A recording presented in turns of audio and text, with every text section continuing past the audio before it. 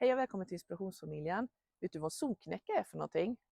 Idag ska jag förklara för dig vad zonknäcka är för någonting och hur jag gör när jag zonknäcker hemma i våran trädgård här. Och vi ska även ta och bygga den här fina kortenstålsrabatten här av kortenstålsrabattkanter. Och dessutom så ska vi ta och göra en trädgårdsdekoration, rättare sagt 2 stycken ska vi göra. Vi ska göra 2 fågelbad av kristallskålar som jag har köpt på loppis, så det får ni inte missa. Nu tar vi och börjar. Om man då som jag gillar att zonknäcka, alltså testa lite växter som klarar egentligen inte det klimatet som vi har. Alltså, jag bor i zon 3 i Västra Götaland och jag gillar ju att testa om jag kanske kan ha vissa växter som skulle fungera i zon 2. Jag har några växter som klarar sig det, några som har dött och några som faktiskt har klarat sig. Och då har jag gjort något som kallas för zonknäcka. Och då har jag gjort det i de här upphöjda rabatterna här. Det är ganska häftigt att det kan gå att göra. Det man ska tänka på dock är när man ska zonknäcka, det är att det finns ju den här jobbiga vinden också. Och det måste man ju tänka på. Så att ett vindskyddat läge, en upphöjd rabatt, väldränerat, då har du stora chanser att kunna zonknäcka och testa lite roliga exotiska växter som du egentligen inte ska kunna ha i din rabatt. Varför gör man då en upphöjd rabatt istället för att gräva ner växterna i jorden direkt? Så om ni kan se här, det här är asfaltsgrus som vi lät lägga på när vi byggde huset. Just för att vi har en backe här som är ganska brant. Och för att inte gruset ska åka ner när det regnar så valde vi att sätta asfaltsgrus så att det skulle vara mer hårt. Och det är ungefär som asfalt nu så att det har ju fungerat bra. Men här då, vår rabatt här, gick ju inte att gräva alls. Verkligen inte, det var stenhårt. På några ställen gick det att komma ner lite grann. Och då tänkte vi att då bygger vi en rabatt uppe på. Och den är ju som sagt 40 cm runt hela alltet och där har vi lagt hästskit. Vi har lagt jord, vi har lagt löv och massa annat. Och nu är det helt grym jord där, den är görbra och den är väldigt väldränerande. Som ni kan se så är den ganska hög. Den går som en båge ända bort här nere. Går den. Så går det runt här. Se, börjar där. Går dit bort. Och så har vi ett staket i bakgrunden här. Och den är lika hög runt om. Här är den långa rabatten av kortenstål som vi ska visa idag hur vi bygger. Vi köpte lösa såna här rabattkanter i korten. Metervis så var det 3 meter per bit. Så har vi svetsat ihop den i olika höjder.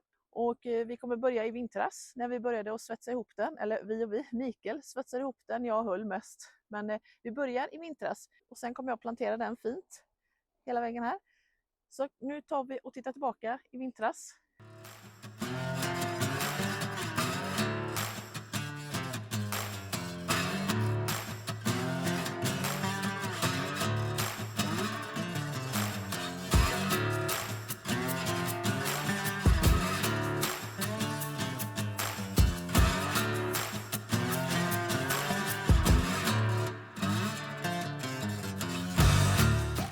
Nu har det gått några månader sedan vi gjorde den här blomlådan.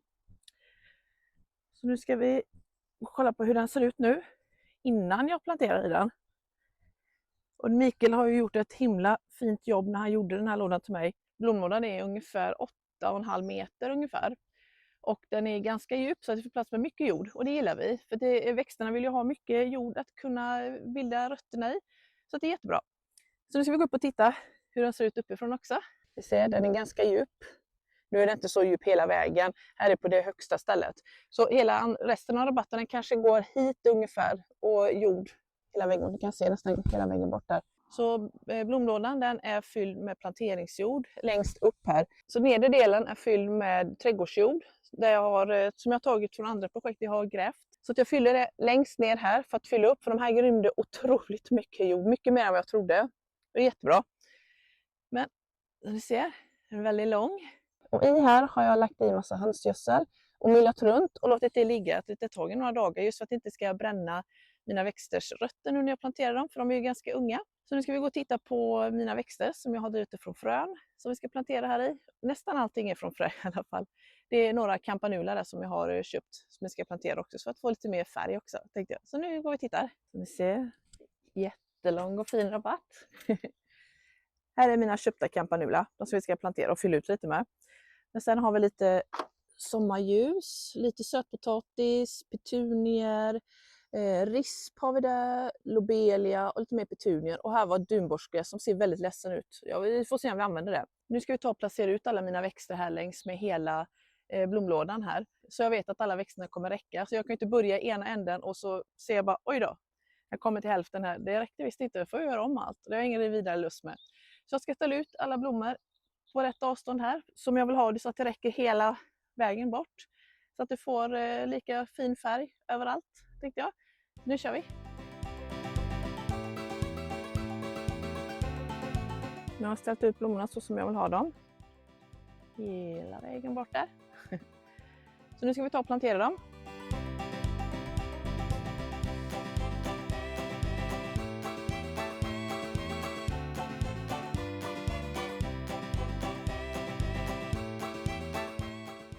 Och här nere är då rabatten i lilla Grekland. Och det har börjat blomma ordentligt. Petunierna har börjat ta för sig. Vi kan kolla här nerifrån. Här är ju rabatten som vi har gjort. Och det är bakifrån, från bara baksida, man ser den. Och som ni ser här så har vi en stor slänt här. Där har jag väldigt problem med att hitta på hur vi ska lösa den, för den är ganska brant och jag vet inte riktigt vad jag ska hitta på där. Har du någon jättebra tips och kan hjälpa mig så skulle jag vara väldigt tacksam. Och då får du jättegärna ta och kommentera här nedanför om du har några bra idéer eller någonting. Så kanske jag kan spinna vidare på den idén eller kanske rent av kopiera den idén. Det tror jag inte att jag gör, men det är alltid kul med lite idéer som man kan jobba vidare med. Så kommentera här nere om du har någon bra idé hur man ska lösa den här slänten här. Så att det kan bli riktigt fint. Tar vi titta lite närmare på blomlådan här då. Jättefint hörn här han har gjort, Mikael. Ni ser, den är ganska hög. Den här. Jag vet inte, jag tror att den är ungefär 50 centimeter kanske. Och så följer ju den hela kanten bort så. Tanken är att vi ska ta och lägga som stenar liksom hela alltet där. Så jag har börjat där. Men det ska bli sen. Som ni ser, det börjar bli riktigt fint här. Mina frösådda plantor. Så det kommer bli himla fint det här. Och här satte vi helgen belysning också. Hela Grekland. Sen lite karnevalbelysning. Men det ska jag visa en annan dag när det är mörkt. Så det får man hålla utkik efter. Och det börjar bli så fint. Ni ser petunia börjar blomma här. Hela vägen liksom har det. Ända dit. Jag tror det kommer bli skitsnyggt. Tanken är att petunierna ska liksom hänga över på varje sida så här. Och lobelian ska hänga ner också. Och så var det lite sommarljus och lite risp och vad var det mer jag hade för någonting? Campanula, dunborstgräs var det också. Att det blir lite höjd på rabatten. Jag tror att det kommer bli himla snyggt. Men vi får nog ta och kolla vidare på det om någon månad tror jag. För då har det nog växt till sig ordentligt. I rabatten här så har jag lagt en droppslang som ni kan se här. Och den har jag lagt 2 strängar, en på varje sida där. Som går hela vägen ända bort till slutet där. På båda sidorna så. Och den har som små hål här som droppar ut vatten i lagom mängd. Så jag kopplar in den en stund varje dag så att den hålls fuktig och fin. På det sättet så får jag en väldigt fin och frodig rabatt. Vad tycker ni om våran rabatt här? Blir den bra? Jag är himla nöjd. Får gärna berätta om du har gjort någon häftig rabatt hemma med ett annorlunda form eller utförande på något sätt. Så får du gärna så kommentera det här nere och gärna länka till på något sätt. Eller lägga in någon bild eller något så vi alla får se hur fint ni har gjort det. Nu ska vi ta och kolla vidare på nästa projekt. Och det är när vi bygger ett fågelbad. Så att nu ska vi ta och gå och kolla på det projektet. Och det är himla kul för det kan vi ha och dekorera i trädgården med. Så missa inte det. Och stanna kvar till slutet så får ni inte missa min miss som jag gjorde. Så stanna kvar. Nu ska vi ta och göra något helt annat. Häromdagen så var jag på loppis. Och då hittade jag några sådana fina glasskålar. Som inte kostar så mycket. Tänkte att vad kan man hitta på med dem för roligt i trädgården. Kom på att fågelbad är ju himla trevligt att ha i trädgården. se till så att de får lite vatten och lite sånt där. Så att jag tog och inhandlade ett armeringsjärn och det är en tjocklek på 12 mm. Och just att det är 12 mm är för att de här skålarna väger ju lite granna. Framförallt den här är ganska tung. Och vi vill ju inte att de ska hålla på och svaja i rabatten, för det är ju lätt att det kan bli så. För att få fast dem på den här pinnen så har Mikael fått med sig lite skrot från sitt jobb. Och det är lite mutter och jag vet inte riktigt vad det här är för någonting, men en bricka. Har du ingen sån här så kan du ha en vanlig mutterbricka också, det går lika bra. Så Mikael ska kapa till armeringsjärnet nu och sen så ska jag visa hur vi ska ta och montera ihop allting. Så nu kör vi! Efter ett litet avbrott här, efter en spindel kröp in i mitt öra i hörselskyddet, så ska Mikael ta och kapa armeringsjärnet här.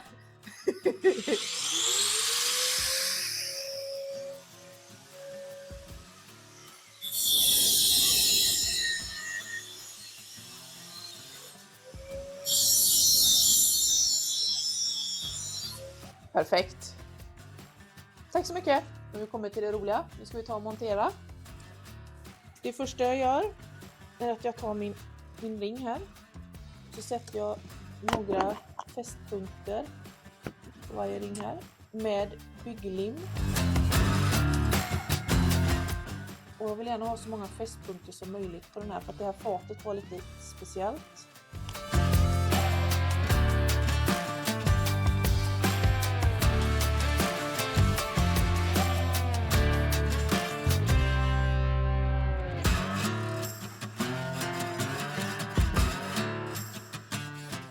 Och nu tar vi våran mutter. Nu ska vi se så att jag sätter den åt rätt håll också. Det blir nog rätt håll. Jag vill limma på muttern här också.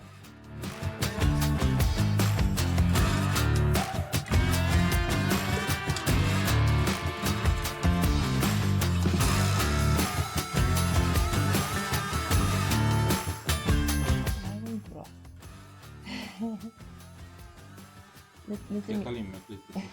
Lite miss här i. Ja, vi kan också göra fel.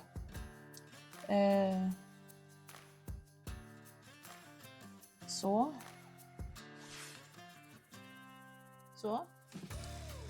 Nu ska vi då få på armeringsjärnet här också. Nu tar vi och trycker ut bygglim i själva muttern här då. För att vi ska kunna sätta fast armeringsjärnet här i.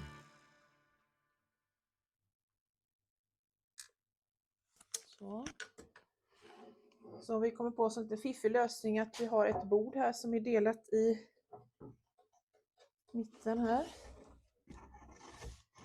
Nej, det är fel håll också. Oj då. Ja. Så att den hamnar i. Nu ska jag bara montera ihop det här med lite bygglim. Jag börjar och sätter in på den här mutterbrickan. Man får ganska starka nypor när man trycker ut det här.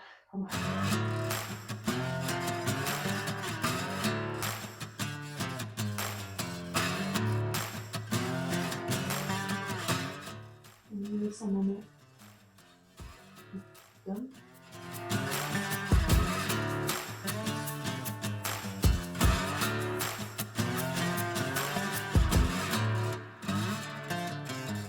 Nu tar vi ihop. Trycker på lite i. När armeringsjärnet ska vara också.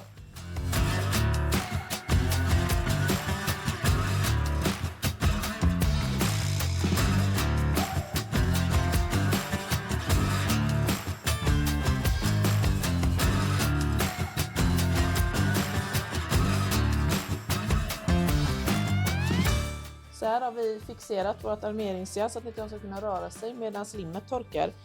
Vi satte det mellan ett gammalt bord som vi har och bara drog ihop hela bordet helt enkelt. Så att nu ska vi bara vänta några timmar och se så att det blir stabilt och bra. Så nu går vi in och tar lite kvällsmys. Jag tänkte att jag skulle berätta om våra lilla misstag som vi gjorde när vi gjorde de här fågelbaden. Och det var ju alltså såklart att vi använde fel lim, alltså inte bygglim. Vi använde det här från början. Och det funkar absolut inte. Det är bara välte och fäste inte alls. Så det funkar inte till detta. Sen så testade vi ett annat lim som vi är nästan säkra på skulle fungera. För det stod att det skulle göra det i princip. Och det var det här limmet. Och det funkar inte heller. Det fäster liksom inte, det blir inte stabilitet. Det bara gick av hela tiden. Det var riktigt frustrerande helt enkelt. Så då gick vi och köpte lite dyrare lim. Och då köpte vi det här limmet. Och det har fungerat jättebra. Det har fäst kanonbra över natten. Lite att det ska lite röra sig lite så att det behöver härda till kvällen kanske eller över natten igen. Men med rätt lim så kommer de här bli skitfina. Så lägg en liten extra peng på så att det blir rätt lim. Jag tyckte av de här 3 limmen som vi använde så var det här absolut bäst. Det finns ju andra sorter också som är för utomhusbruk och det är viktigt att det fäster på alla ytor. Och att det är för utomhusbruk just eftersom att det är ute vi ska vara. Så tänk på det så att det blir rätt lim så att ni inte behöver lägga massa pengar i onödan som vi gjorde. Så slipper ni det misstaget. Nu ska vi ta och titta på hur fina fågelbaden blev. Jag är jättenöjd. De blev väldigt fina rabatter. Det är nästan så att jag inte vill ge bort dem till min mamma. För det var ju till min mamma i mors dagpresent. Men de blev lite försenade som blev strul med limmet. Nu ska vi titta på dem i alla fall. Skitfina blir de. Jag tror ni kommer vilja göra dem själva. Så nu går vi och kollar. Här är de fågelbaden. Och där är Hagrid. Hej Hagrid! Det är så himla fint mot det gröna i rabatten här. Och den här rabatten kommer ju bara bli högre och högre längs med hela säsongen. Men nu var de ganska fina att ställa här. Ni kan se, man ser fina detaljerna med mässingen här mot kristallen och rosten. Himla häftig kombination måste jag säga. Och vackra skålar. De blev väldigt fina, speciellt när solen kom på dem så blev de väldigt vackra. Vad tycker du om mina fågelbad? Blir de fina? Får gärna kommentera här nere. Kanske har du gjort något liknande. Kan du inte lägga upp en bild om du gjort något liknande så det var kul att se. Så kan vi ta och ge varandra inspiration. Det är ju jättemånga som vill se lite olika tips och lite idéer och sånt. Så kommentera här nere. Om du tyckte om den här videon så är jag helt säker på att du kommer gilla den videon. Så ta och titta på den nu direkt efter. Och det var allt för idag för oss i Inspirationsfamiljen. Tack för att ni tittade och ha en fortsatt fin dag. Hejdå!